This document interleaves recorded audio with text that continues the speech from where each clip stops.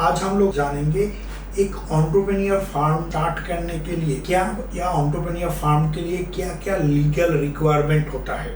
हम लोगों का इंडिया पे जो भी फार्म होते हैं वो इस तरीके के होते हैं, सोल प्रोप्राइटरशिप, मतलब खुद का अगर जो भी फार्म तैयार कर रहे हो एक पर्सन का होता है, उसको हम लोग सोल प्रोप्राइटरशिप बोलते हैं। पार्टनरशिप फार्म, कुछ पार्टनर लेके एक साथ होके वो पार्टनरशिप फार्म तैयार करते हैं। लिमिटेड LLP या limited liability partnership. Limited liability की पार्टनरशिप और पार्टनरशिप में क्या अंतर है? पार्टनरशिप में होता है जो लोग वो पार्टनरशिप फार्म का ही एंटिटी रहता है, मगर LLP के अलग अलग जो भी पार्टनर्स रहते हैं उसका अलग अलग इंडिविजुअल आइडेंटिटी रहता है।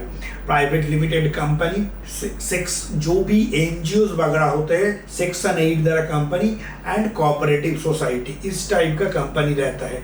हम लोगों को क्या बेसिक लीगल रिक्वायरमेंट्स रहता है? हम लोगों को अपना जो भी बिजनेस रजिस्ट्रेशन करना है, वो बिजनेस रजिस्ट्रेशन करने के लिए हम लोगों को मिनिस्ट्री ऑफ कॉर्पोरेट अफेयर्स या कोई भी स्टेट अथॉरिटी से हम लोगों को वो देखना होता है ये रजिस्टर्ड है या अनरजिस्टर्ड है। अगर पैन, हम लोगों को पैन भी चाहिए। पैन रहता है अगर आप सोल प्रोप्राइटरशिप फार्म तैयार कर रहे हैं तो आपका खुद का फार्म से ही चलेगा, मगर आप जब पार्टनरशिप या कोई भी तैयार कर रहे हो तो आपका ऑर्गेनाइजेशन का फार्म रहना होगा। MSME, medium small and micro enterprise का भी रजिस्ट्रेशन हम लोगों को चाहिए, जिसको हम लोग उद्यम रजिस्ट्रेशन बोलते हैं। जो भी शॉप एंड एस्टेब्लिश्ड रजिस्ट्रेशन होता है जो वो हर स्टेट के लिए अलग सा होता है, जिसको हम लोग ट्रेड लाइसेंस बताते हैं, वो भी हम लोगों को चाहिए। ये कंपनी जब भी हम लोगों को रजिस्ट्रेशन होता है, कंपनी का रजिस्ट्रेशन होता है मिनिस्ट्री ऑफ कॉर्पोरेट अफेयर्स से, उसमें हम लोगों को जो भी मेमोरेंडम ऑफ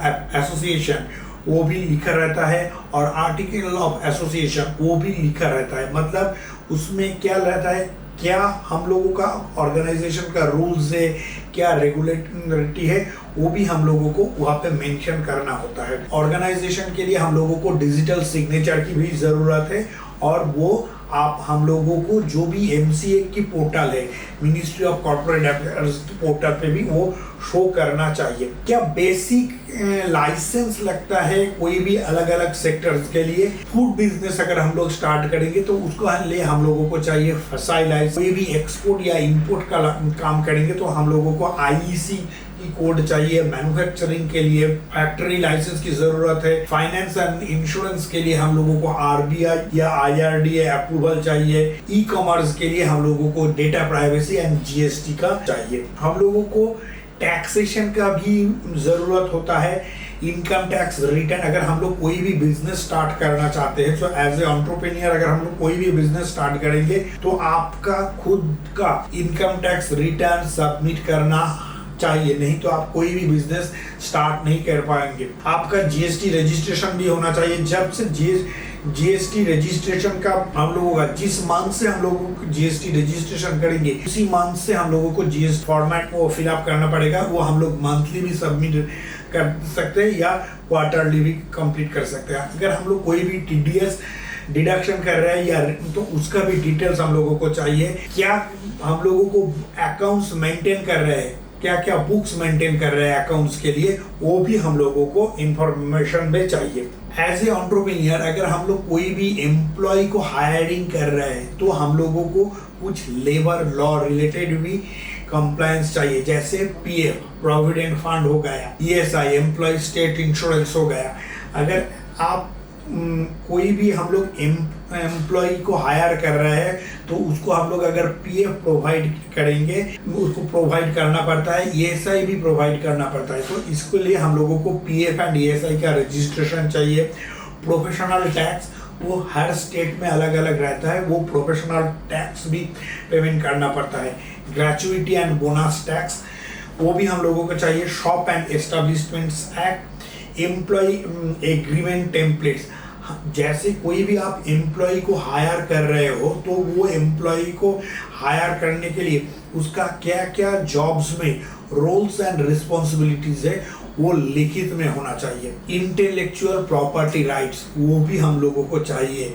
हम लोगों का जो भी ब्रांड है, लोगो है, वो ब्रांड और लोगो को वो सबमिशन करने के लिए हम लोगों को ये इंटेलेक्चुअल प्रॉपर्टीज राइट को यूज करना होगा। नहीं तो हम लोगों का जो भी लोगो है या जो भी ब्रांड है उसको कोई ना कोई कॉपी कर लेगा, तो उसमें हम लोगों का दिक्कत होगा। इसलिए देखिए, ब्रांड जो होता है एक बिजनेस का सबसे बड़ा होता है उसका ब्रांड। वो ब्रांड को हम लोग किस तरीके से ब्रांड को मॉडिफाइड करेंगे, तो उसके लिए हम लोगों को ब्रांड को उसका अलग सा नाम होना चाहिए, उसका अलग सा मार्क होना चाहिए, ट्रेडमार्क होना चाहिए। उसमें एक गुड ब्रांड होने से क्या होता है, मार्केट में उसका वैल्यू रहता है। जैसे इसका सबसे बड़ा एग्जांपल है, हम लोग कभी भी मार्केट में कोई भी शॉप में जाके हम लोग नहीं बोलते हैं मुझे वो डिटर्जेंट पाउडर दी, हम लोग क्या बोलते हैं, मुझे सर्फ दीजिए। तो Surf is a brand. Xerox के लिए हम लोग क्या करते हैं, देखिए जेरोक्स वो भी एक कंपनी है, मगर हम लोग दुकान में जाके बोलते हैं मुझे जेरोक्स करना है। So that is called for the brand. अगर हम लोग कोई भी ब्रांड होता है तो हम लोगों का प्रोडक्ट के लिए वो लीगली आइडेंटिफाइड हो जाता है। वो कस्टमर को अट्रैक्ट करने के लिए बहुत ज़्यादा अट्रैक्ट होता है। जैसे इंडिया में अगर ऑटोमोबाइल में हम लोग बात करेंगे, टाटा एक ब्रांड है।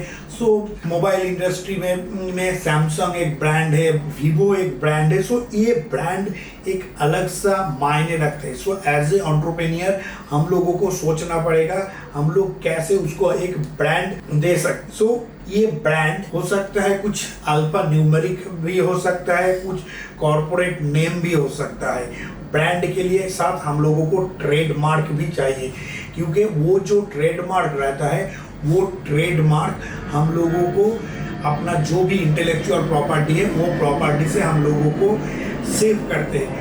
एज ए एंटरप्रेन्योर आज मान के चलिए आप कोई भी ब्रांड तैयार कर, कल देखते हैं वही ब्रांड दूसरे सेम नाम से दूसरे पर्सन वो ब्रांड ले लिया, तो आपका ब्रांड में कोई वैल्यू नहीं रहेगा। सो इसके लिए एक लोगो चाहिए, जो लोगो आपको वो government intellectual property right government of India से आपको रजिस्टर्ड करना पड़ेगा। इसीलिए बहुत सारे ब्रांड पे ऊपर लिखा होगा टीए मतलब ट्रेडमार्क, वो लोगो एकदम ट्रेडमार्क है। दूसरा है रजिस्टर्ड, उसके पीछे है रजिस्टर्ड। आपका ब्रांड में और एक चीज देखना पड़ेगा, टैगलाइन। बहुत सारे ऑर्गेनाइजेशन पे उसका टैगलाइन रहता है। जैसे गूगल का एक टैगलाइन है, बोलने से सब कुछ होता है। तो ये कैची टाइटल, जब आप एज ए एंटरप्रेन्योर आप कोई भी बिजनेस को स्टार्ट कर रहे हो तो आपको इस टाइप का कैची टैगलाइन यूज करना पड़ेगा, जो आपको हेल्प करेगा आपको बिजनेस को इंक्रीज करने के लिए। दूसरा है पैकेजिंग। आप अपने प्रोडक्ट को कैसे पैकेजिंग कर रहे हो, वो पैकेजिंग भी आपको देखना होगा। जैसे हम लोग कोई भी चिप्स का पैकेट खरीदते हैं तो वो पैकेट में प्रोडक्ट रहते हैं बहुत कम, मगर उसका जो भी पैकेजिंग रहता है बहुत अच्छा लगता है। सो डेफिनेटली पैकेजिंग पे एज ए एंटरप्रेन्योर अगर आप कोई भी प्रोडक्ट के ऊपर डील कर रहे हो तो आपको वो चीज़ भी देखना पड़ेगा। लेबल, उसका लेबल कैसा है, उसमें कोई भी प्रोडक्ट को कोई भी रूल्स फॉलो कर रहा है या नहीं कर रहा है वो भी देखना पड़ेगा। उसका क्या प्राइसिंग स्ट्रेटजीज है, क्या मेथड्स है, वो भी आपको देखना पड़ेगा। इसलिए एज ए एंटरप्रेन्योर आपको वो कैसे सेल करना पड़ेगा, वो सेल भी आप लोगों को देखना पड़ेगा। और आपको एनवायरमेंटल फैक्टर्स भी ध्यान में रखना होगा। जैसे मान के चलिए कोई भी आप ऑर्गेनाइजेशन प्रोडक्शन इंडस्ट्री तैयार कर रहे हो तो आपको पोल्यूशन कंट्रोल बोर्ड से सर्टिफिकेट लेना पड़ेगा, हेल्थ रेगुलेटरी, फायर सेफ्टी। अगर कोई भी फैक्ट्री तैयार कर रहे हो तो फैक्ट्री तैयार करने के लिए भी आपको फैक्ट्री सेफ्टी स्टैंडर्ड की प्रोसीड्योर फॉलो करना पड़ेगा।